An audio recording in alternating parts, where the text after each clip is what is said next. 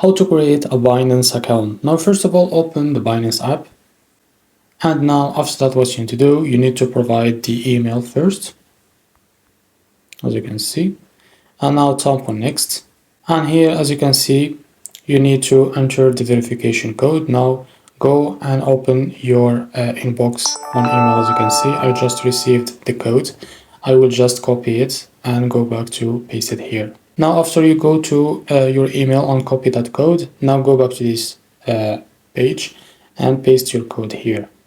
Now tap on next, or it will just automatically.